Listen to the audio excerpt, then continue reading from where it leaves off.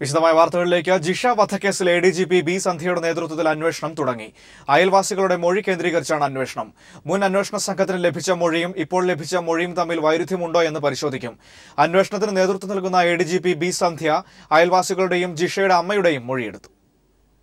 ജിഷ വധക്കേസ് അന്വേഷണം ഏറ്റെടുത്ത ദിവസം തന്നെ ADGP B. സന്ധ്യ ആലുവ പോലീസ് ക്ലബ്ബിലെത്തുകയും പുതിയ അന്വേഷണ സംഘാംഗങ്ങളുടെയും പഴയ അന്വേഷണ സംഘാംഗങ്ങളുടെയും സംയുക്ത യോഗം വിളിച്ചു ചേർത്ത് അന്വേഷണ പുരോഗതി വിലയിരുത്തുകയും ചെയ്തിരുന്നു. തുടർന്ന് പെരുമ്പാവൂരിലെ ജിഷയുടെ വീട് അന്വേഷണ സംഘം സന്ദർശിച്ചു.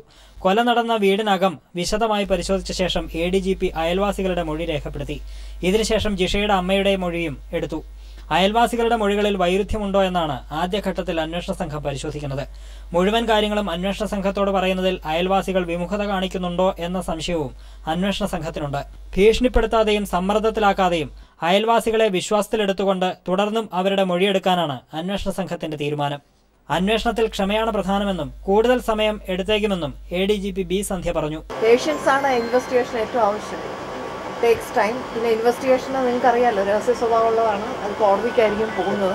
അതേസമയം മുൻ അന്വേഷണ സംഘത്തിലുണ്ടായിരുന്ന Aluva rural SP Yathish Chandra, Perumbavoor DYSP Anilkumar, Kuruppampady CI Rajesh എന്നിവരെ ചുമതലയിൽ നിന്ന് മാറ്റി.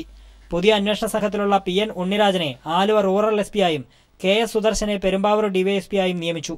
ജിഷയുടെ വീട്ടിൽ ഒരിക്കൽ കൂടി ചെന്ന് കൂടുതൽ ഇഴകീറി പരിശോധിക്കാനും അന്വേഷണ സംഘം തീരുമാനിച്ചിട്ടുണ്ട്. പെരുമ്പാവൂരിൽ നിന്നും KM ഉമേഷ്. 10 വർഷം പഴക്കമുള്ള ഡീസൽ വാഹനങ്ങളുടെ ഗതാഗതവും രജിസ്ട്രേഷനും നിരോധിച്ച ഹരിത ട്രിബ്യൂണൽ വിധി ഹൈക്കോടതി 2 മാസത്തേക്ക് സ്റ്റേ ചെയ്തു. ഡീസൽ വാഹന നിയന്ത്രണവും നിരോധനവും അടങ്ങുന്നതാണ് വിധി. സ്വകാര്യ വാഹന നിർമ്മാതാക്കൾ നൽകിയ ഹർജിയിലാണ് കോടതിയുടെ ഉത്തരവ്. കേരളത്തിലെ പ്രധാന നഗരങ്ങളിൽ 10 വർഷത്തിലധികം പഴക്കമുള്ള ഡീസൽ വാഹനങ്ങൾക്ക് നിരോധനം ഏർപ്പെടുത്തിക്കൊണ്ടുള്ള ഉത്തരവായിരുന്നു ഹരിത ട്രിബ്യൂണലിന്റേത്. 2000 CCക്ക് മുകളിലുള്ള പുതിയ ഡീസൽ വാഹനങ്ങൾ സർക്കാർ രജിസ്റ്റർ ചെയ്ത് നൽകരുത് എന്നും ദേശീയ ഹരിത ട്രിബ്യൂണലിന്റെ കൊച്ചി സർക്യൂട്ട് ബെഞ്ച് ഉത്തരവിട്ടിരുന്നു. ഇതിനെതിരെ സ്വകാര്യ വാഹന ഡീലർ നൽകിയ അപ്പീൽ പരിഗണിച്ചാണ് ഹരിത ട്രിബ്യൂണൽ ഉത്തരവ് ഹൈക്കോടതി 2 മാസത്തേക്ക് സ്റ്റേ ചെയ്തത്. വായുമലിനീകരണവുമായി ബന്ധപ്പെട്ട് ശാസ്ത്രീയ പഠനം നടത്താതെയാണ് ഹരിത ട്രിബ്യൂണൽ ഉത്തരവിട്ടത് എന്ന് കുറ്റപ്പെടുത്തിയ കോടതി ധൃതി പിടിച്ചെടുത്ത തീരുമാനമാണ് ഹരിത ട്രിബ്യൂണലിന്റേതെന്നും വിമർശിച്ചു. 1 മാസം കൊണ്ട് ഉത്തരവ് നടപ്പാക്കുക അസാധ്യമാണ്. കേന്ദ്ര സംസ്ഥാന സർക്കാരുകൾക്ക് ഈ വിഷയത്തിലുള്ള നിലപാട് എന്താണ് എന്ന് ആരാഞ്ഞില്ല. വസ്തുതകൾ വിശദമായി പരിശോധിക്കേണ്ടിയിരുന്നുവെന്നും ജസ്റ്റിസ് PB സുരേഷ് കുമാർ ഇടക്കാല ഉത്തരവിൽ വ്യക്തമാക്കി. ഈ വിഷയത്തിൽ നിലപാട് വ്യക്തമാക്കാൻ കേന്ദ്ര സംസ്ഥാന സർക്കാരുകൾക്ക് നോട്ടീസ് അയക്കാൻ ഹൈക്കോടതി ഉത്തരവിട്ടു. News bureau, Kochi. Kozhikode Malaparamba AUP school June 8-നുള്ളിൽ അടച്ചുപൂട്ടണമെന്ന് ഹൈക്കോടതി. നടപടിക്രമങ്ങൾ പൂർത്തിയാക്കി 8-നകം റിപ്പോർട്ട് നൽകണമെന്നും ഹൈക്കോടതി നിർദ്ദേശിച്ചു. കേസിൽ ആഭ്യന്തര സെക്രട്ടറി, ജില്ലാ കളക്ടർ, DGP, കമ്മീഷണർ എന്നിവരെ കോടതി കക്ഷി ചേർത്തു. കോടതി ഉത്തരവ് നടപ്പാക്കുമെന്ന് സർക്കാർ അറിയിച്ചിരുന്നു. എന്നിട്ടും എന്തുകൊണ്ടാണ് നടപടി എടുക്കാത്തതെന്നും കോടതി ചോദിച്ചു. പുറ്റിങ്ങൽ ക്ഷേത്ര ഭാരവാഹികളുടെയും വെടിക്കെട്ട് കരാറുകാരുടെയും ജാമ്യാപേക്ഷ ഹൈക്കോടതി തള്ളി. 38 പേരുടെ ജാമ്യാപേക്ഷയാണ് കോടതി തള്ളിയത്. പുറ്റിങ്ങലിൽ നടന്നത് മത്സരക്കമ്പമാണെന്നും അതിൽ ഇവർക്ക് പങ്കുള്ളതായും കോടതി കണ്ടെത്തി. പുറ്റിങ്ങലിൽ പോലീസിന് വലിയ വീഴ്ച സംഭവിച്ചുവെന്നും ഹൈക്കോടതി നിരീക്ഷിച്ചു. പുറ്റിങ്ങൽ വെടിക്കെട്ട് അപകടവുമായി ബന്ധപ്പെട്ട ക്ഷേത്ര ഭാരവാഹികളുടെയും വെടിക്കെട്ട് കരാറുകാരുടെയും ജാമ്യാപേക്ഷ ഹൈക്കോടതി തള്ളി. 38 പേരുടെ ജാമ്യാപേക്ഷയാണ് കോടതി തള്ളിയത്. പുറ്റിങ്ങലിൽ നടന്നത് മത്സരക്കമ്പമായിരുന്നുവെന്നും അതിൽ ക്ഷേത്ര ഭാരവാഹികൾക്കും കരാറുകാർക്കും പങ്കുള്ളതായി കോടതി കണ്ടെത്തിയതിനെ തുടർന്നുമായിരുന്നു ജാമ്യാപേക്ഷ തള്ളിയത്. അതേസമയം 1 മാസം മുമ്പ് വെടിമരുന്ന് വിൽപ്പന നടത്തിയ 2 പ്രതികൾക്ക് കോടതി ജാമ്യം അനുവദിച്ചു. 28-ാം പ്രതി ജിബു, 29-ാം പ്രതി സലീം എന്നിവർക്ക് മത്സരക്കമ്പവുമായി നേരിട്ട് ബന്ധമില്ലെന്ന് കണ്ടെത്തിയതിനെ തുടർന്നാണ് ഇവർക്ക് ജാമ്യം അനുവദിച്ചത്. Justice P. ഉബൈദ് അധ്യക്ഷനായ ബെഞ്ചിന്റേതാണ് ഉത്തരവ്. പുറ്റിങ്ങലിൽ പോലീസിന് വീഴ്ച പറ്റിയെന്ന് ഹൈക്കോടതി നിരീക്ഷിച്ചു. റവന്യൂ ഉദ്യോഗസ്ഥരും പോലീസ് ഉദ്യോഗസ്ഥരും നിയമം കൃത്യമായി പാലിച്ചിരുന്നുവെങ്കിൽ അപകടം ഒഴിവാക്കാമായിരുന്നുവെന്ന് കോടതി നിരീക്ഷിച്ചു. ഉത്സവങ്ങളിൽ വെടിക്കെട്ടിന് നിയന്ത്രണം വേണമെന്നും ഇപ്പോഴുള്ളത് അനാരോഗ്യകരമായ പ്രവണതയാണെന്നും ഹൈക്കോടതി പറഞ്ഞു. മാത്രമല്ല, ഉത്സവങ്ങളിൽ ആനയെഴുന്നള്ളത്തും വെടിക്കെട്ടും പോലുള്ള ദുരാചാരങ്ങൾ നിരോധിക്കേണ്ട കാലം അതിക്രമിച്ചുവെന്ന ശ്രദ്ധേയ നിരീക്ഷണവും കോടതി നടത്തി. ഒരു മതവും ഇത്തരത്തിലുള്ള സ്ഫോടനാത്മകമായ ചടങ്ങുകളെ പ്രോത്സാഹിപ്പിക്കുകയില്ല എന്നും കോടതി വിമർശിച്ചു. News bureau, Kochi. ഖജനാവ് കാലിയല്ലെന്ന് മുൻ മുഖ്യമന്ത്രി ഉമ്മൻചാണ്ടി. 1009 കോടിയുടെ മിച്ച ട്രഷറിയാണ് പുതിയ സർക്കാരിന് കൈമാറിയത്. അവസാന കാലത്തെ മന്ത്രിസഭാ തീരുമാനങ്ങൾ അന്വേഷിക്കുന്നതിനെ സ്വാഗതം ചെയ്യുന്നുവെന്നും ഉമ്മൻചാണ്ടി തിരുവനന്തപുരത്ത് പറഞ്ഞു. 1009 കോടി രൂപയുടെ മിച്ച ട്രഷറിയാണ് ഈ 24-ാം തീയതി ഹാൻഡ് ഓവർ ചെയ്തിട്ടുള്ളത്. അപ്പോൾ ഒരു ദിവസത്തെ അക്കൗണ്ട് കാണിച്ചാൽ മതിയോ? ബാക്കിയുള്ള ബാധ്യത വേണ്ടേ? ബാധ്യത വേണം. കഴിഞ്ഞ UDF ഗവൺമെൻറ് അധികാരം ഏൽക്കുമ്പോഴും ഇതുപോലെ തന്നെയായിരുന്നു സ്ഥിതി. പൂർണ്ണമായി സ്വാഗതം ചെയ്യുന്നു. കാരണം വളരെയേറെ തെറ്റിദ്ധാരണ പൊതുജനങ്ങളുടെ മനസ്സിലുണ്ടാക്കാൻ ഇടയാക്കിയിട്ടുള്ള കാര്യങ്ങളാണ്. അത് എന്തായിരുന്നു, എന്തൊക്കെയായിരുന്നു, അതിനകത്ത് ഏതെങ്കിലും വിധത്തിലുള്ള നിയമലംഘനമുണ്ടോ എന്നെല്ലാം നോക്കട്ടെ. ഉമ്മൻചാണ്ടിക്ക് തോമസ് ഐസക്കിന്റെ മറുപടി. കേരളത്തിന്റെ ധനസ്ഥിതി മെച്ചപ്പെടാൻ 3 വർഷമെങ്കിലും എടുക്കും. 700 കോടി രൂപ മാത്രമാണ് ഇപ്പോൾ ഖജനാവിലുള്ളത്. കടമെടുക്കാതെ പിടിച്ചു നിൽക്കാനാവില്ലെന്നും തോമസ് ഐസക് പറഞ്ഞു. പരിശോധിച്ച് നോക്കിയപ്പോൾ ഈ അവസ്ഥാവിശേഷം മാറുന്നതിന് ഇനി ചുരുങ്ങിയതൊരു 3 വർഷമുണ്ട്. കാരണം അത്രക്കേറെ ബാധ്യത. രമേശ് ചെന്നിത്തലയെ പ്രതിപക്ഷ നേതാവാക്കാൻ കേരളത്തിലെ കോൺഗ്രസ് നേതാക്കൾക്കിടയിൽ ധാരണ. UDF ചെയർമാൻ സ്ഥാനത്ത് ഉമ്മൻചാണ്ടി തന്നെ തുടർന്നേക്കും. ഇതിനായി എ ഗ്രൂപ്പ് അവകാശവാദം ഉന്നയിച്ചു. KC ജോസഫ് കോൺഗ്രസ് നിയമസഭാ കക്ഷി ഉപനേതാവാകും. രമേശ് ചെന്നിത്തലയെ പ്രതിപക്ഷ നേതാവാക്കാൻ കേരളത്തിലെ കോൺഗ്രസ് നേതാക്കൾ ധാരണയിലെത്തി. നിയമസഭാ കക്ഷിയിൽ ഭൂരിപക്ഷമുള്ള സാഹചര്യത്തിൽ രമേശിന് വേണ്ടി ഐ ഗ്രൂപ്പ് അവകാശവാദം ഉന്നയിച്ചിരുന്നു. ഉമ്മൻചാണ്ടിക്ക് എന്തു പദവി എന്നതിലാണ് പ്രതിസന്ധി. UDF ചെയർമാൻ സ്ഥാനത്ത് തന്നെ ഉമ്മൻചാണ്ടി തുടരുമെന്ന് എ ഗ്രൂപ്പ് വൃത്തങ്ങൾ വ്യക്തമാക്കുന്നു. ഇക്കാര്യത്തിൽ ധാരണയായതായും സൂചനയുണ്ട്. VM സുധീരനും ഉമ്മൻചാണ്ടിയും രമേശ് ചെന്നിത്തലയും രാവിലെ KPCC ആസ്ഥാനത്ത് കൂടിക്കാഴ്ച നടത്തിയിരുന്നു. അതേസമയം പ്രതിപക്ഷ നേതാവ് തന്നെ ചെയർമാൻ സ്ഥാനത്ത് തുടരുകയാണ് UDFിലെ പതിവ് രീതി. ഉമ്മൻചാണ്ടി ചെയർമാനായാൽ ഈ പതിവ് തെറ്റും. മുൻ മുഖ്യമന്ത്രിയാണ് UDF ചെയർമാൻ ആകേണ്ടത് എന്നാണ് എ ഗ്രൂപ്പ് നിലപാട്. പ്രതിപക്ഷ നേതൃസ്ഥാനത്തെക്കുറിച്ചുള്ള ചോദ്യങ്ങൾക്ക് ഉമ്മൻചാണ്ടി ഇങ്ങനെ പ്രതികരിച്ചു. പൊതുപ്രവർത്തകൻ എന്ന നിലയിൽ ഞാൻ കേരളത്തിൽ നിറഞ്ഞു നിന്ന് പ്രവർത്തിക്കും. ഇതിനകത്തെല്ലാം ഉണ്ടല്ലോ, കേരളത്തിൽ നിറഞ്ഞു നിന്ന് പ്രവർത്തിക്കും. ജനങ്ങളുമായിട്ടുള്ള എൻ്റെ ബന്ധം അതൊരിക്കലും ഞാൻ അത് വിടത്തത്തില്ല. ബസ്സുകളിലും ട്രെയിനുകളിലും കേരളം ഒട്ടാകെ യാത്ര ചെയ്ത് എൻ്റെ ആ ബന്ധം നിലനിർത്തി മുമ്പോട്ട് പോകും. ഞായറാഴ്ച ചേരുന്ന പാർലമെന്ററി പാർട്ടി യോഗത്തിൽ അന്തിമ ധാരണയുണ്ടാകും.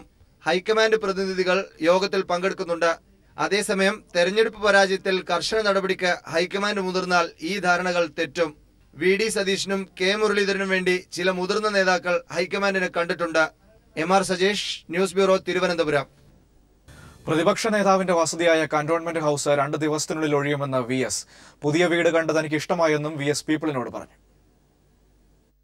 വാർത്തകളിൽ നിറഞ്ഞു നിൽക്കുന്ന വേളയിൽ തന്നെയാണ് മുതിർന്ന CPIM നേതാവ് VS അച്യുതാനന്ദൻ പുതിയ വീട് കാണാനെത്തിയത്. മകൻ VA അരുൺകുമാറിനൊപ്പം എത്തിയ VS വീട് വിശദമായി കണ്ടു.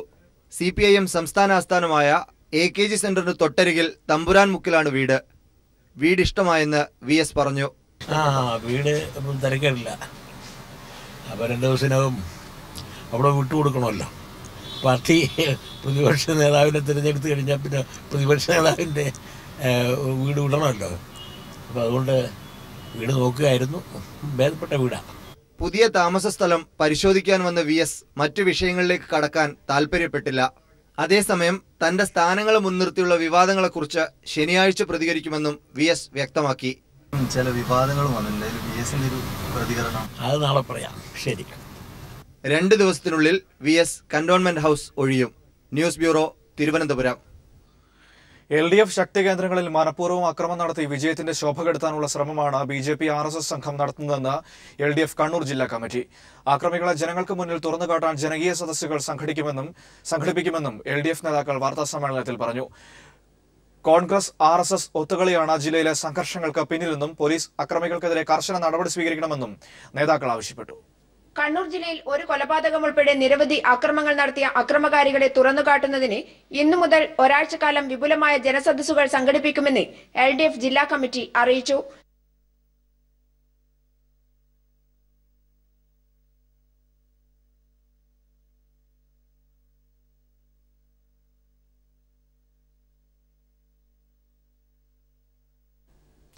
ക്ഷമിക്കണം, ചില സാങ്കേതിക തടസ്സങ്ങൾ കാരണം ആ വാർത്ത തുടർന്ന് കാണിക്കാൻ കഴിയുന്നില്ല. മറ്റൊരു വാർത്തയിലേക്ക്. 14ാം നിയമസഭാ രൂപീകരണ നടപടികൾക്ക് തുടക്കം കുറിച്ച് എസ് ശർമ്മ പ്രോടൈം സ്പീക്കറായി സത്യപ്രതിജ്ഞ ചെയ്തു.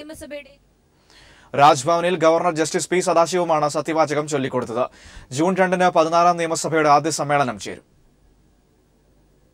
14ാം നിയമസഭയുടെ രൂപീകരണ നടപടികൾക്ക് തുടക്കം കുറിച്ചാണ് വൈപ്പിൻ MLA ആയ എസ് ശർമ്മ പ്രോടോം സ്പീക്കറായി സത്യപ്രതിജ്ഞ ചെയ്ത് ചുമതലയേറ്റത്. രാവിലെ 10 മണിക്ക് രാജ്ഭവനിൽ നടന്ന ചടങ്ങിൽ ഗവർണർ ജസ്റ്റിസ് പി സദാശിവം സത്യവാചകം ചൊല്ലിക്കൊടുത്തു.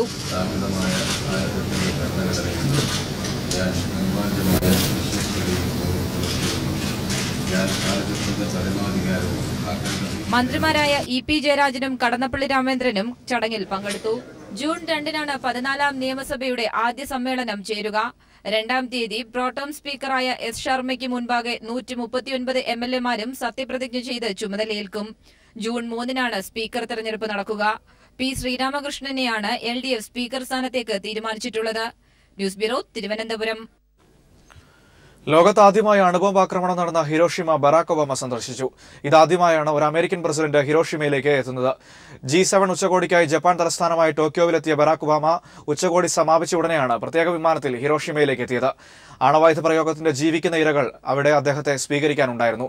എന്നാൽ അണുബോംബ് വർഷത്തിൽ മാപ്പ് പറയാൻ ഒബാമ തയ്യാറായില്ല എന്നത് ശ്രദ്ധേയമാണ്. രണ്ടാം ലോക മഹായുദ്ധകാലത്ത് ആകാശത്തു നിന്നും മരണം മഴയായി പെയ്തിറങ്ങിയ ഹിരോഷിമയിലേക്ക് ഇതാദ്യമായാണ് ഒരു അമേരിക്കൻ പ്രസിഡന്റ് എത്തുന്നത്. G7 ഉച്ചകോടിക്കായി ടോക്കിയോവിലെത്തിയ ബറാക് ഒബാമ ഉച്ചകോടി സമാപിച്ച ശേഷമാണ് ഹിരോഷിമയിലെ മരണഭൂമിയിലേക്ക് പറന്നിറങ്ങിയത്. ഒരു നഗരത്തെ തന്നെ തുടച്ചു നീക്കിയ ആണവ ദുരന്തത്തിന്റെ ജീവിക്കുന്ന രക്തസാക്ഷികൾ അവിടെ ഒബാമയെ സ്വീകരിക്കാനുണ്ടായിരുന്നു. ഹിരോഷിമ പീസ് മെമ്മോറിയൽ പാർക്കിൽ പുഷ്പാർച്ചന നടത്തിയ ശേഷമാണ് ഇരകളുമായി ഒബാമ സംവദിച്ചത്. പക്ഷേ 2 ലക്ഷത്തിലധികം പേരുടെ ജീവനെടുത്ത ഹിരോഷിമ നാഗസാക്കി അണുബോംബ് വർഷത്തിൽ മാപ്പു പറയാൻ ഒബാമ തയ്യാറായില്ല. പകരം ലോകരാജ്യങ്ങൾ ആണവായുധങ്ങൾ കുറച്ചുകൊണ്ടുവരണമെന്ന ഉപദേശം മാത്രമാണ് ഒബാമയുടെ ഭാഗത്തു നിന്നുണ്ടായത്.